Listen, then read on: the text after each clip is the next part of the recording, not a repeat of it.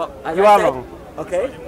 As I said, okay, I accept that I may be wrong because I'm open to adjustment. But what I'm saying is, when you have people in your group, okay, who've been here for over half an hour, okay, and all they understand from the discussion is how you're defining the terms of the discussion. So if you say, what is your name? And we spend over half an hour just defining what is, okay, you are missing the point of the discussion. That's why I said, ask me a question, and you say, what is your name? And I pick name. I could have gone, what? What do you define what? What does what mean? No, but here's the point, you see. Here's the irony. Okay. It was him who was defensive. Why? I'm a Muslim. I know what I believe. I'll tell you why I believe it, right? He was a militant agnostic. Yeah, I heard him say that, yes. Oh, you heard him say that? Well, he said that right at the beginning of the discussion. And he also repeated it midway, because I wasn't here at the beginning. I'm not... I repeated it, maybe not him. Anyway, so I want to know, I'm here to learn as well. Okay. Yeah? I don't claim to know everything. So I want to know what a militant agnostic is. Okay. And he says, I don't know. So I asked him, what do you mean you don't know? He says, I said, what don't you know? He says, I don't know what I don't know. Now, does that make any logical sense to you right now? You don't know what you don't know. It does make sense. You don't know. Be militant about it. No. It's slightly confusing. How does you don't know what you don't know? How does that make any sense? Okay. Give me an example of that. Okay. When I was at university, I was told that there are 3 truths. Okay. Right. Those we know, those we are yet to find out, right, and those we don't know that we don't know. Right. In other words, certain things we've discovered. So we discovered this is an atom. We know that the atom does X. Right. And we therefore know that although it does X, we haven't discovered this yet, but this X is linked to that. Right. But we don't know. There's also a wider picture right, of how it links and we don't know that. So we don't know that. Right. So I have no issue with that. Yeah. Right. Then he says his militant agnosticism gives him peace in his life. Okay. Right. So I asked him, what's going to happen when you die? Okay. Then he started speculating. Now he's already said he doesn't know. But now he's speculating. Now my question obviously is this: if you don't know what's going to happen when you die, how can you have peace of mind? Because you're going to die one day. So how can militant agnosticism give you that security? I don't get it. No, you I are, really you are don't get correct. It. If that's what happened, as I said, I wasn't here. No, this is exactly what happened. Okay. And then what happened? I don't understand how you can. Well, let me just. Then what happened? He claimed to be a seeker of truth. Okay. So imagine this now: you're a militant agnostic. You don't know, and you don't know, and if you don't know, you don't know. But you're seeking truth. Right. I don't know how that works. Because if you don't know and you're seeking truth, right? So the next question has to be, how will you recognize truth? Okay. And he said, I'll know it when I see it. So I asked him to define what that truth is. And he couldn't. So all the defense was from his point. Why? What did I say to him? The way I work is very, very simple. Okay. Whatever you believe right now, you weren't born believing it. Correct. It's inherited, or you learned it, or you were taught it, or like I said, an inspirational teacher, or whatever, yeah? It's a social conditioning thing for you. Just as if you were born in Nepal, you're likely to be a Hindu, yeah? If you're born in Saudi Arabia, you'll be a Muslim. If you're born in Congo, I think the Christians are? Anyway. But that doesn't define truth. So how will you recognize truth? What's the personification of it? Because if you're seeking it, now what he was saying is, I'm not going to this, I'm not going to do that, I'm not learning anything, this, that, the other. Well, the point here is this: if he's seeking truth and yet he's not asking questions, he asked me one question. Yeah. So what I said to him is that, look, if you were a Christian, I would ask what you believe and why you believe it. You would give me your Jesus died for my sins, whatever. You'd produce your book that supported it, and then I would proceed to take apart the lies and deception you've been fed. Simple. And establish truth. Well, let's say I'm a Christian, okay? Okay. Make bold statement. I'm neither Christian, neither Muslim. Probably closer to him. I'm agnostic, but not militant.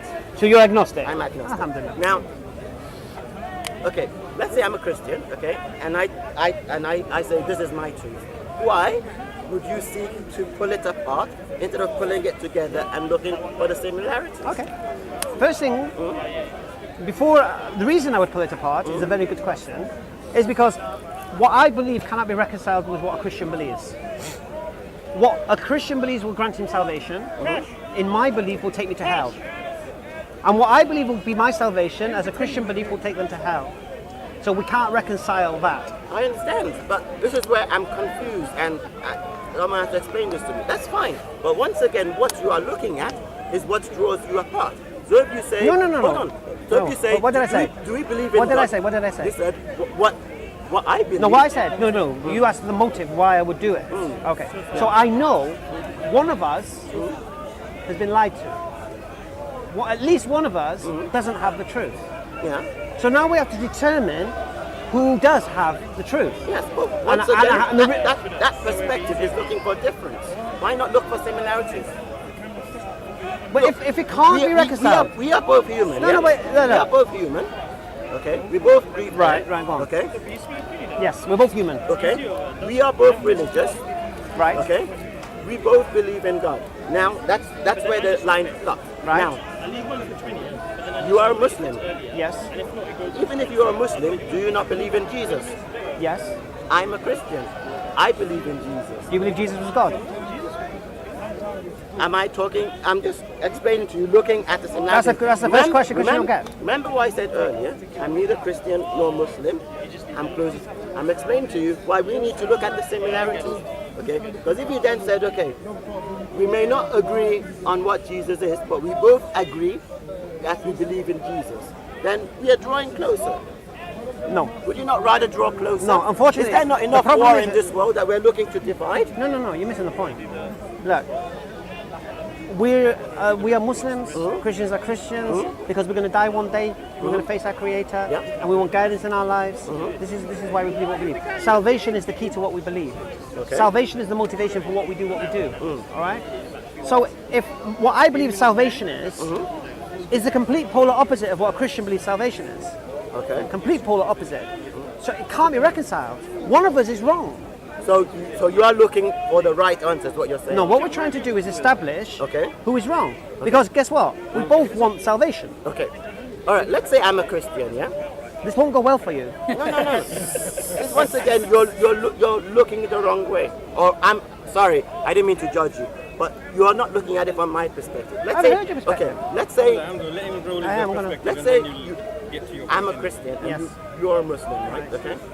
You are looking for salvation. I'm looking for salvation. As a Christian, okay, my book should have taught me that I should not judge others.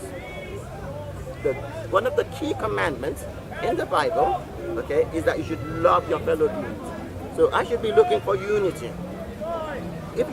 I should be looking for unity. If you go over to the opposite side now and you talk to the Muslim brothers should also be looking for unity. Okay. Why? Because one of the goals of the Prophet Muhammad is to spread Islam throughout the world. We should all be Muslims. It's an ideal goal. That is why you get positive people who are trying to explain the truth. So you don't understand this, so that we can all come to the light and see what's right. Problem is, we are both human. Okay?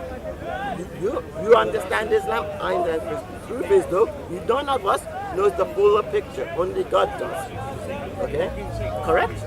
So therefore, instead of saying, only God will judge, he's a bad person, he should go there.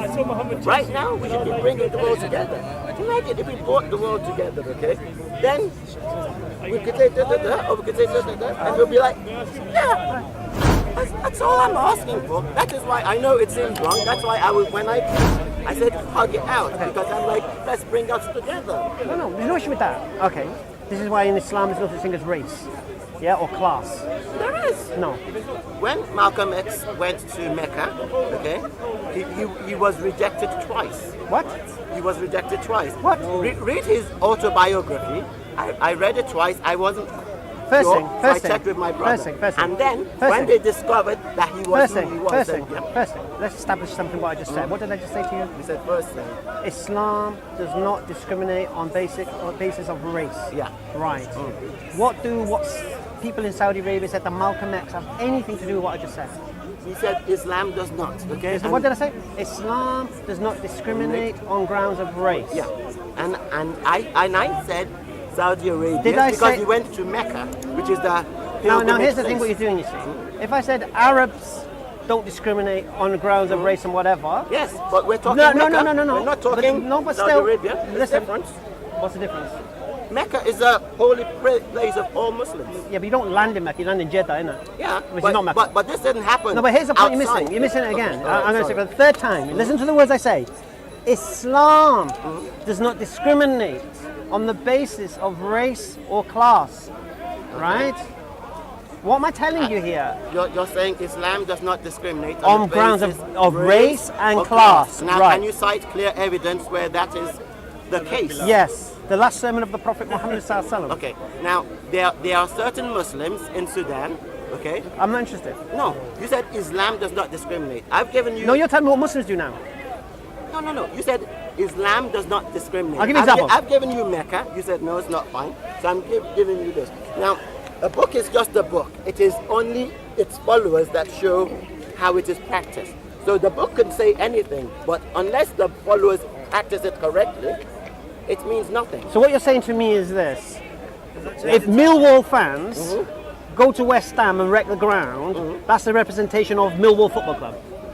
Yes. Yes. You know, and you know why? That is why. Okay. Did you say yes? Yes, because that is why fans get banned from traveling. No, do Millwall Football Club.